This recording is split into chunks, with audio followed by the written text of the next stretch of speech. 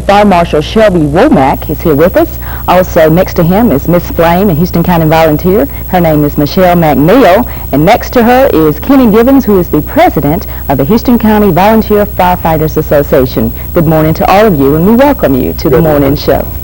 Okay, first of all, we're going to talk first about smoke detectors here. So if you will begin, Shelby. I would like to point out to the people that it is a law that they have smoke detectors, and we're finding that there's still a lot of people that do not have them installed in their homes, and it's of vital importance that they have this because it's a lifesaver, and it's been proven that they save lives, and also it's a law. Okay. Are the inexpensive smoke detectors just as good as one that would cost more money? What should we look for in buying a smoke detector? Or just a basic one, you know, the basic smoke detector works as well? All that I know of have been UL approved, which is what we would really like to see. And, okay. They're not expensive anymore. They're quite cheap, and all of them that I know of work well.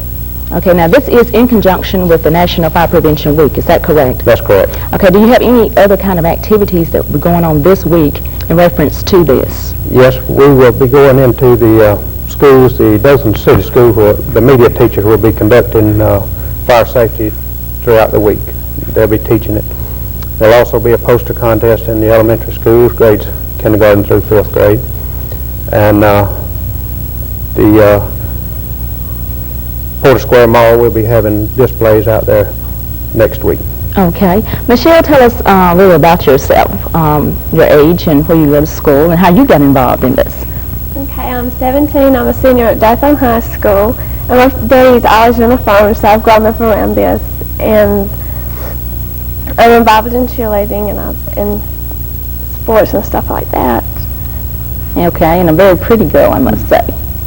Okay, next to her is Kenny Gibbons, who is the president of the Houston County Firefighters Association. I guess you have a very big job here, Kenny. Tell us how you got involved and how long have you been president of the Firefighters Association? Just this year, in last January, and I served through December. We got involved in the fire departments about 3 years ago in Hodgesville, and now we have 16 fire departments, and it has become quite a job. What are some of your duties as the president? Well, this year we've had the competition to play in at the county and state, and I guess the biggest issue is the 1 mil ad valorem tax that we're looking at next month, and of course Fire Prevention Week, in which we'll have about 6 displays out there that will be, hopefully, as we sit down and plan these displays, we look back at our fires that we've had this past year and try to determine the cause of them, and we're going to try to address those causes. And we really believe that it'll be of so great purpose, because if we can just show, you know, we're going to tour kindergarten children through and point out to them fire hazards and what to do, what not to do, not play with matches. And we've got a display that they're going to roll out of bed and go fill up the door and then crawl out the window and shut the window behind them, you know. And we're going to show how Fire Prevention Week originated. We're going to have a display of a lot of electrical hazards and overloaded outlets, faulty fuse boxes. We'll have Smokey the bear and have to obtain permits and successfully control burn. And later that afternoon, I think we're going to have some press coverage and all, but we're going to again compete. I think probably Wicksburg and Hodgesville, can't see. Maybe another one too. About 2 o'clock we're going to compete out there like we've been doing for the past month. And things like the hose lay and bucket brigade, obstacle course. And this time it'll be just for fun. Just for fun. Just for fun. Hopefully.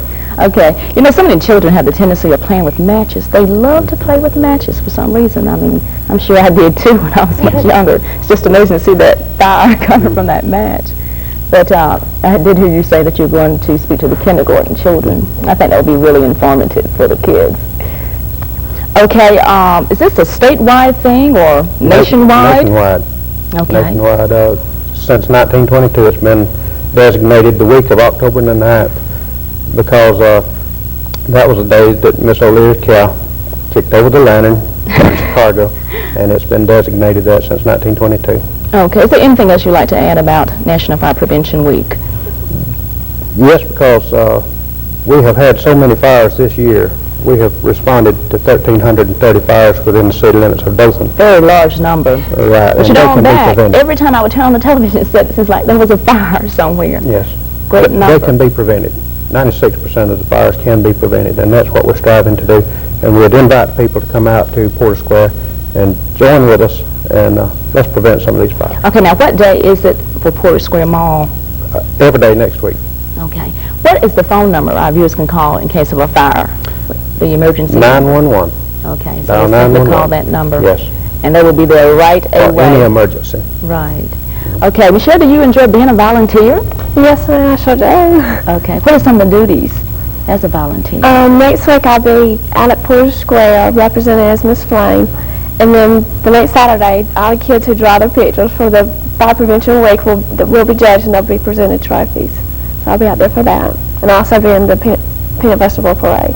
Okay, which is October the 25th. I tell you, we've had so many calls about when is the parade, when is the parade, but it is October 25th. Okay, it starts the 13th and then it will conclude on the 25th. We really appreciate all of you coming out this morning to share this information with us. And I tell you, fires, we've had so many in the area lately, but we have a fine group of people here in the Dothan area.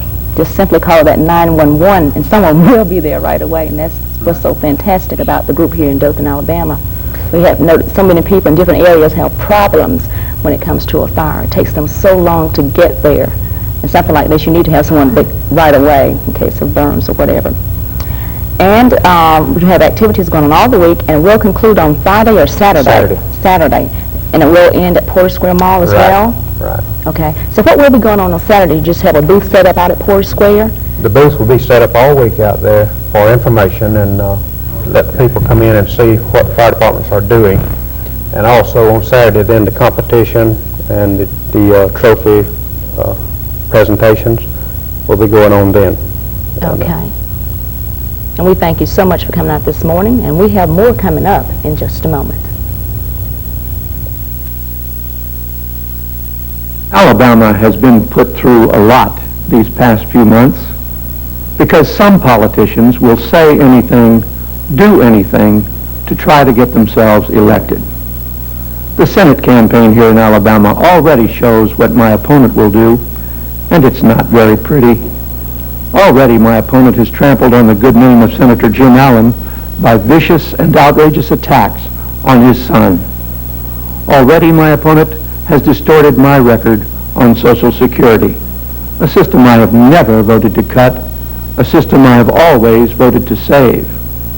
In fact, saving it is precisely what President Reagan and the Republican-controlled Senate did. I believe in the goodwill and good judgment of the people of Alabama, and with your help, we'll keep the record straight and go on together to better days for all of us. This is one of the most important artists in Alabama.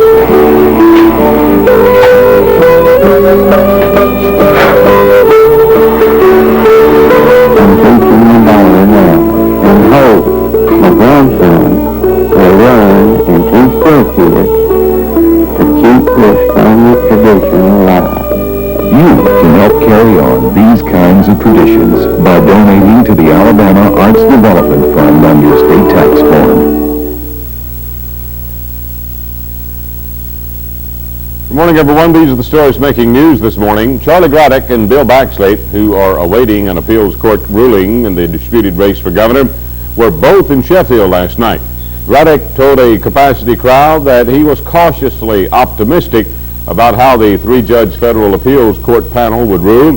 The panel is deciding whether to uphold an order that calls for a new runoff between Graddick and Baxley. Graddick says it's a distinct possibility that the governor's race won't be on the November ballot.